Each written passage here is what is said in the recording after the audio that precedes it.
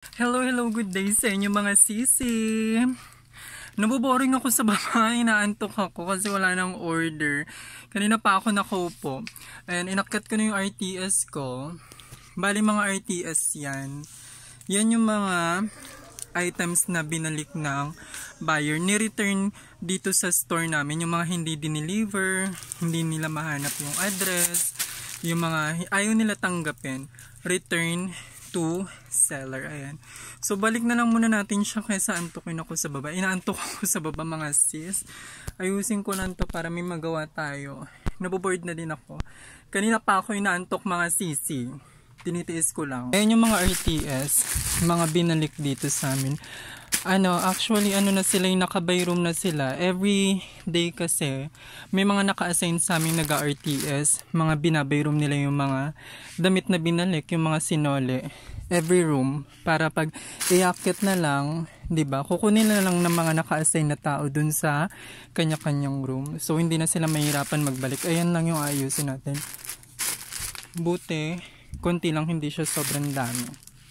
Ilalagay ko lang siya sa mga stock niya dito, tapos lilinisin ko na din yung room natin para hindi na tayo maglilinis mamaya pag nag-last print na tayo ng order. Sobrang boring ngayon mga sisi kasi sobrang konti lang ng order. Baka nainis na yung amo natin kasi wala tayong ginagawa, nakaupo lang tayo. May order naman pero hindi siya sobrang dami tulad dati, kaya ganyan. Pag wala na kaming ginagawa, nagsa-cellphone lang kami, nakaupo lang kami.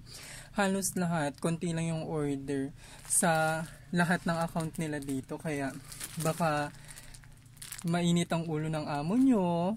Ayan, panay utos. Kaya hindi tayo pwedeng always nakikitan nakaupo. So kailangan din natin gumalaw para kunwari eme-eme, diba? Sumasahod tayo mga sis, wala tayong ginagawa. Hindi pwede yun. And balik ko lang to. Bali na ayos na natin.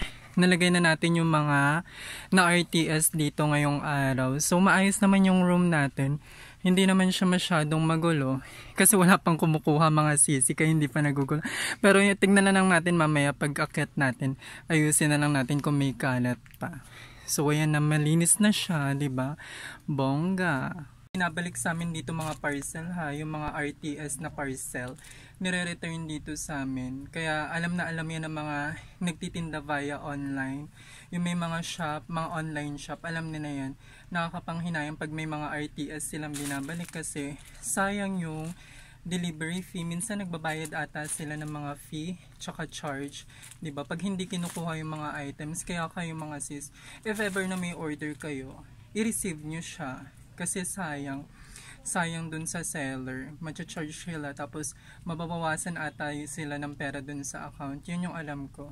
Kaya hangga't maaari, 'di ba? I-receive natin yung mga parcel natin. Tsaka once na na-receive nyo na yung parcel nyo ha, lagi nyong i-confirm yung order nyo dun sa online app o kaya saan kayo nag-check out. Kasi para pumasok yung binayad nyo dun sa seller, yun yung always nyong gawin. Ayan, advice lang yun sa mga nag-order online. So yun lang mga sis, na bored ako for today. Kaya ayan, ang aga nating inakyat ng RTS natin. Actually, wala pang 2. Inakyat ko na yung RTS natin. Inaantok lang talaga ako sa baba. So, see you next time mga sisi.